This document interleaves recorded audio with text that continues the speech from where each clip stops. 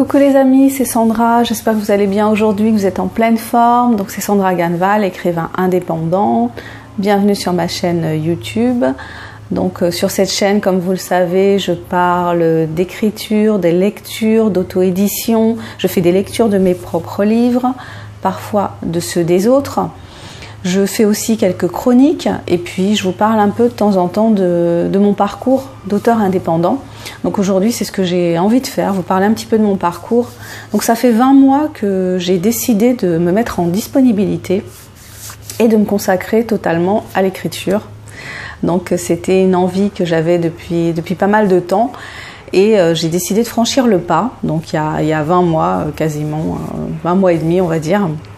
Voilà, que j'ai décidé de franchir le pas et de me lancer. Donc j'arrivais un peu à saturation par rapport à mon travail. J'étais un petit peu...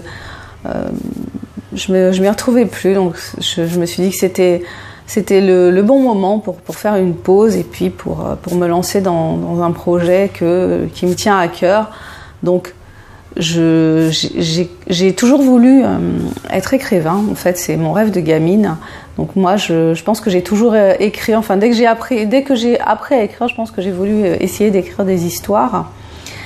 Et j'aimais beaucoup qu'on me raconte des histoires. J'aimais beaucoup lire. Alors, j'étais pas forcément, je suis pas une bonne conteuse à voix haute, mais j'ai toujours essayé d'écrire des histoires. Je suis plus écrivain. Enfin, je suis plus quelqu'un qui écrit que quelqu'un qui raconte des histoires à voix haute. Voilà, donc cette envie, elle a toujours été là. Et je me suis dit, ben voilà, vas-y, lance-toi. Je me suis dit, au niveau des finances, donc les finances, c'est toujours c'est le nerf de la guerre, hein, l'argent, comme on dit. Donc je me suis dit, ben écoute, que j'allais utiliser une bonne part de mes économies pour ce projet-là. Enfin, que j'allais pas investir dans de l'immobilier ou dans je ne sais trop quoi. Que j'allais investir sur moi, sur mon envie, sur mon désir et que c'était important parce que j'ai besoin d'être bien dans le quotidien, d'avoir du plaisir à me lever le matin, d'avoir du plaisir à faire ce que je fais, d'être contente au quotidien. Je trouve que c'est vraiment très très important et qu'on est dans un monde où on fait beaucoup l'impasse là-dessus malheureusement. Donc comme voilà, le nerf de la guerre, c'est l'argent. Gagner de l'argent, c'est important effectivement, mais des fois on s'y perd un peu, on se perd un peu dans cette nécessité d'assurer financièrement.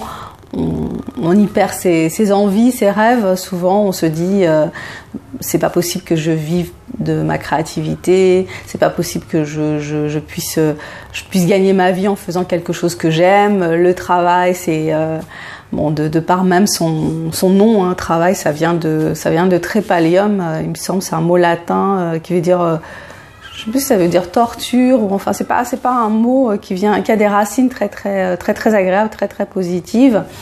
Ouais, au niveau biblique, tu travailleras à la sueur de ton front. Enfin bon, la notion de travail est assez éloignée de la notion de plaisir finalement dans notre monde judéo-chrétien.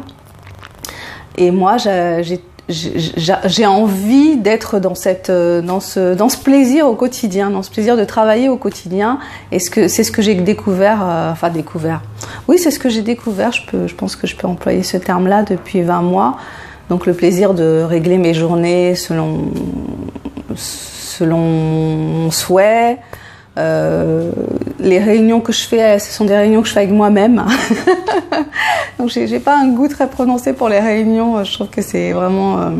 si on pouvait supprimer les réunions, je trouve que ce serait une bonne chose. Dans un de mes bouquins, dans SOS Flemmard, je faisais dire à un de mes personnages que réunion devrait se limiter à être le nom d'un territoire d'outre-mer. Voilà, je pense qu'on perd beaucoup de temps en réunion. On passe trop de temps en réunion sur nos lieux de travail. Enfin, c'est mon avis. Donc en 20 mois, qu'est-ce qui s'est passé? Ben, en 20 mois, j'ai vendu, alors je vais vous parler de mes chiffres, j'ai vendu 410 livres. Alors c'est pas extraordinaire, Donc des fois je me dis à quoi ça sert de partager des choses quand on n'a pas une réussite fulgurante. est-ce que ça a du sens finalement? Ce qu'on aime, c'est les histoires de succès, c'est les gens qui cartonnent en auto-édition, c'est Aurélie Valogne, c'est Agnès Martin-Lugan, Amélie Antoine. Enfin, on aime entendre des histoires de gros succès en très très peu de temps. Les gens, enfin, oui, en quelques années, je crois que c'est en 3 ans pour Aurélie Valogne.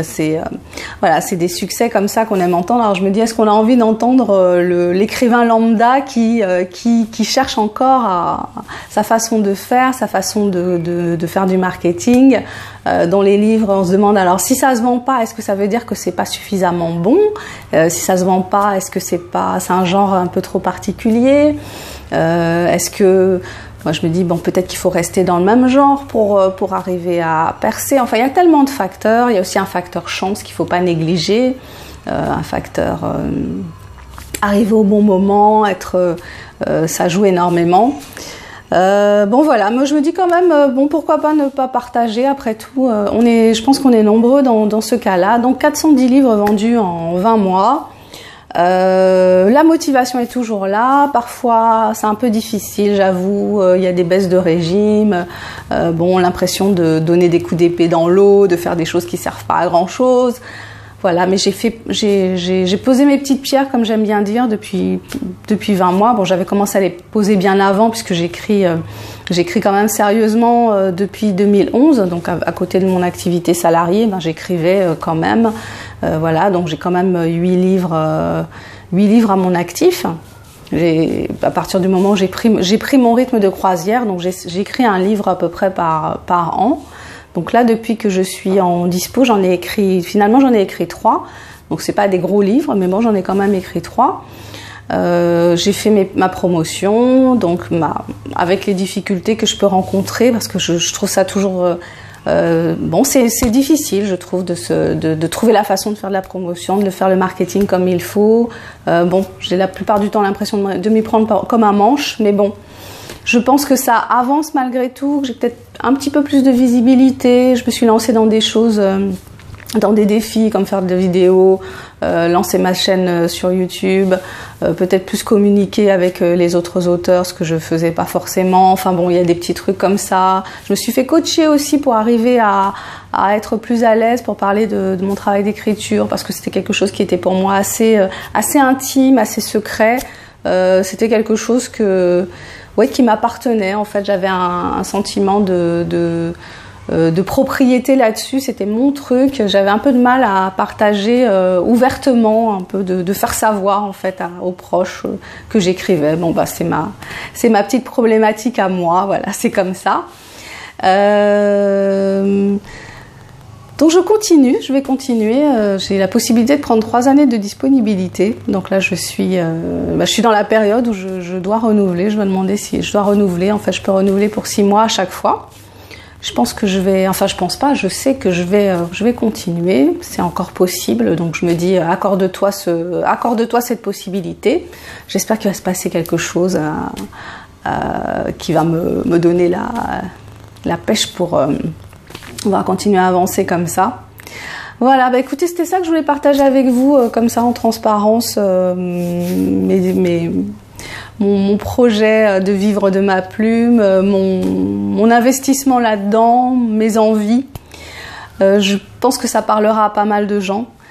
Voilà, je vous souhaite... je vais m'arrêter là-dessus. Je vous souhaite une super journée. Donc, si vous voulez savoir ce que j'écris, ce que je fais, donc je suis sur une série actuellement qui s'appelle La téléportation est un sport de combat. Donc j'ai déjà écrit les 2 premiers volumes. Je suis en train de travailler sur le 3e. Si vous voulez découvrir cette série, donc c'est une série feel good, c'est de la science-fiction feel good. Je sais pas si ça existe, mais j'invente peut-être. Donc c'est la science-fiction feel good. C'est 4 jeunes femmes qui sont embarquées dans un nouveau monde via un moyen de transport que j'espère on aura un jour, donc la téléportation. Voilà, elles sont téléportées sur une autre planète. Donc je vous invite à suivre leurs aventures vraiment inattendues. Enfin, c'est les retours que j'ai eus. J'ai essayé de faire quelque chose qui soit inhabituel, avec beaucoup de rebondissements. Voilà, je vous invite à découvrir. Je vous mets les liens juste en dessous. Vous avez les liens vers mon blog. Vous avez aussi les liens vers ma page Facebook, ma page auteur Amazon, pardon. Et mes livres sont disponibles en version papier et en version numérique. Voilà, je finis là. Je vous souhaite une excellente journée. Prenez bien soin de vous et je vous dis à très très bientôt. Peut-être pour la prochaine vidéo, si vous les avez envie. Si vous en avez envie, abonnez-vous. Voilà, si la vidéo vous a plu, vous pouvez mettre un pouce vers le haut. Si elle ne vous a pas plu, c'est pas grave, on ne se quitte pas fâché. Je vous dis ciao ciao.